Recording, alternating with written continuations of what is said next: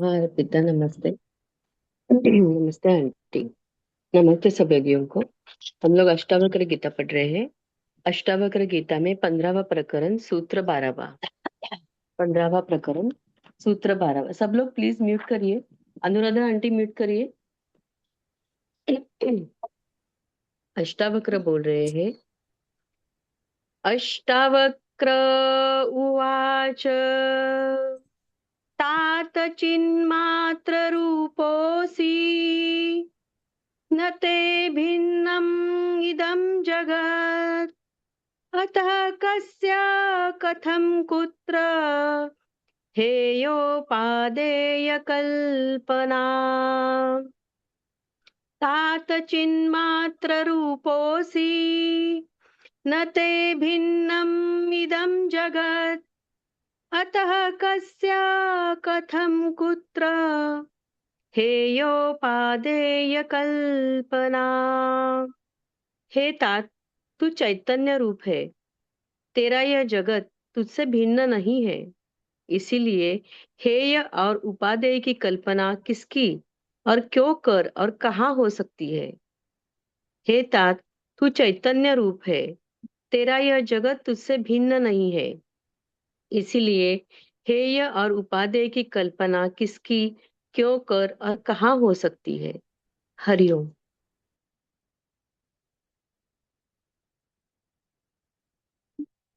हम्म।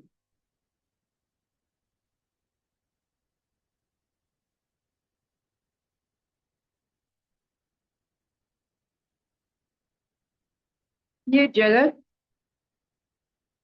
शरीर से भिन्न नहीं है।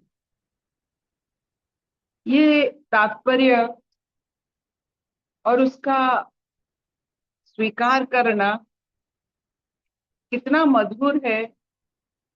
इसको समझने के बाद आपको लगेगा कि इतने साल तक ये अगर समझ में आ जाता तो इतना सारा वक्त और इतना सारा शक्ति हमारी ऐसे क्षय नहीं होती। तो शरीर में जितना है, आपका शरीर, आप शरीर को अपना मानते हो, इसमें हानि लाभ ढूंढते हो, इसे स्वीकार अस्वीकार करते हो, जो है बस है, आप उसे कुछ नहीं कहते हो। आपका शरीर आपका है, आप उसका ख्याल रखते हो, उसमें थोड़ी कुछ स्वीकार करते हो या इसमें कुछ डालते हो या इससे कुछ निकालते हो, वो तो ऐसा ही है। संपूर्ण भाव से आपने पूरा अपने शरीर को अपना मान लिया।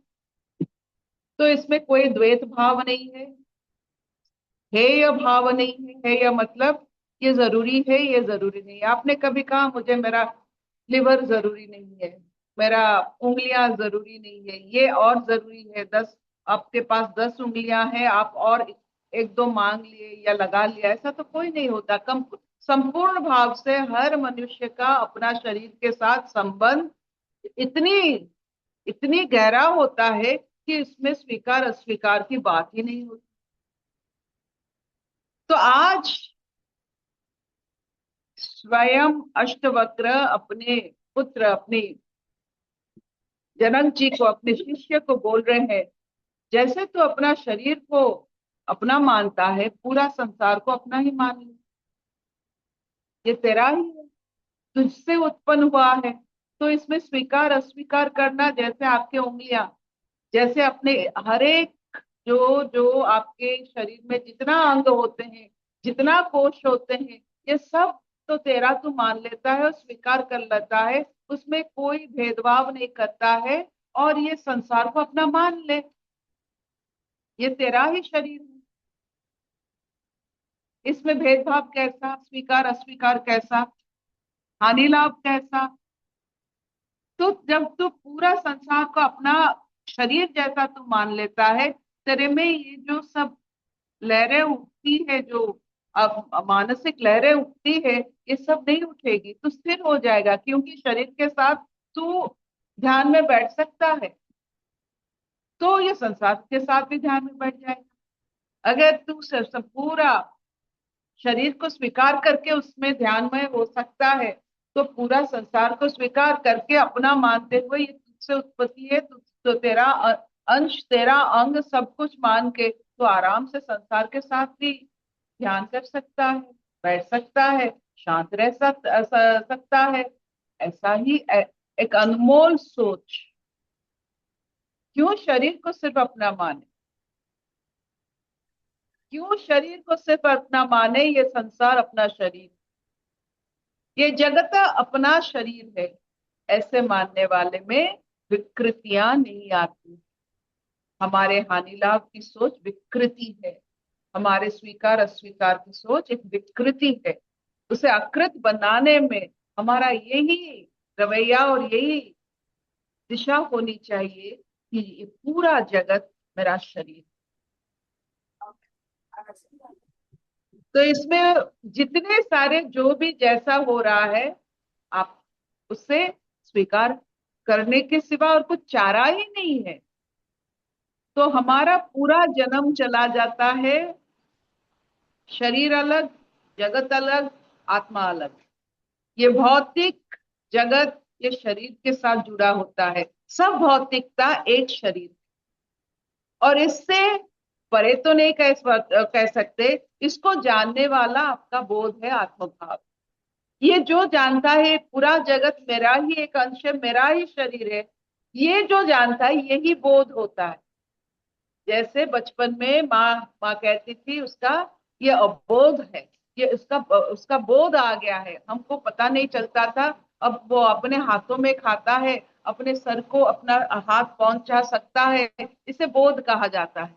तो आज समझ में आता है ये जो बचपन में हमको कहा जाता है कि ये बोध अबोध है, ऐसे ही पूरा जगत को एक मान लेना ये बोध है। ये पूरा जगत को शरीर के साथ एक मान लेना एक बहुत नायाब और एक बहुत क्या कह सकते, एक उपहार जैसा आपके साथ रहेगा। ये आपका ये बोध जिसको आ गया है उसको ज्यादा द्वैत भाव नहीं आता है। ये अद्वैत भाव में वह अपना शक्ति संचय करके अपने बोध में लीन हो सकता है। बोध के लिए शक्ति चाहिए। हम अपना शक्ति व्यय कर लेते हैं ये संसार में स्वीकार अस्वीकार हानि लाभ में सोचते हुए। कभी अपने अपने शरीर की हानि लाभ में हमने सोचा है? जितना जल है उसमें है, जितना अग्नि है उसमें है, जितना पानी है, पत्थर है, जो भी पंचभूत से बनाया सब है। तो उसमें तो हम कभी नहीं कहे थोड़ा अग्नि कोई ले जाए, कोई अग्नि हमें दे दे। तो ये जो हानि लाभ की चर्चा हम करते हैं अपने अबोधता से, इसको थोड़ा हम अपने पटरी पर लाए और सोचे कि ये जगत सारा मुझी में, ये मेरा ही है, पूरा जगत मेरा ही अंश है, मेरा भौतिक अंश है ये सारा जगत। तो इसमें कोई हानि लाभ नहीं होता है। ऐसा सोच जो सोच सकता है आराम से बैठ सकता है। क्योंकि हानि लाभ सोचने से हम चंचल हो जाते हैं। ये चंचलता एक क्रूरता में बदल जाता है और इसमें मानसिक विकृति की उत्पत्ति होती है। क्या इतना चलेगा? हाँ मामा, बढ़िया चलेगा। हम्म।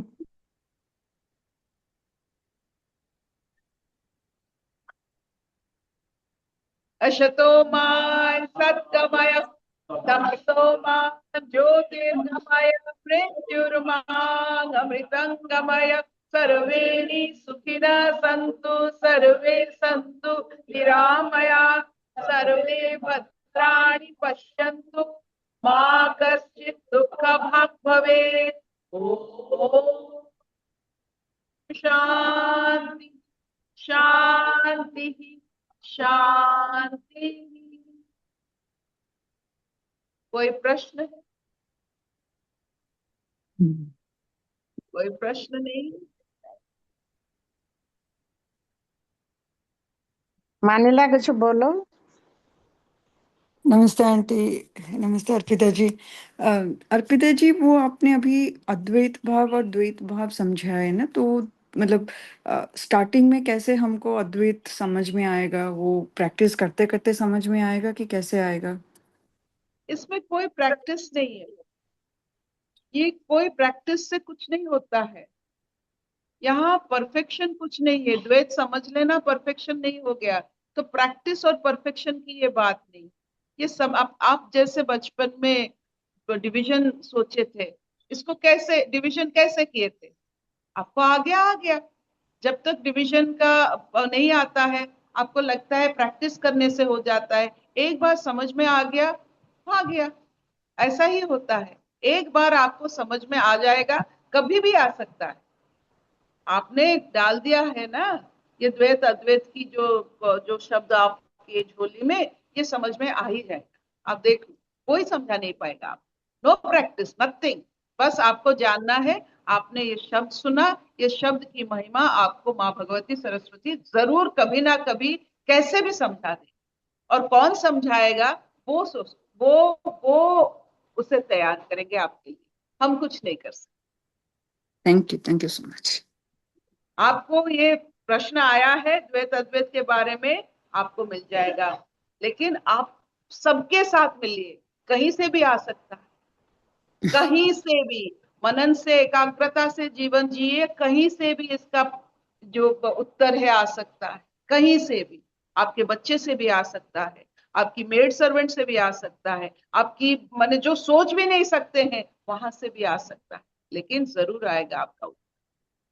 Thank you so much.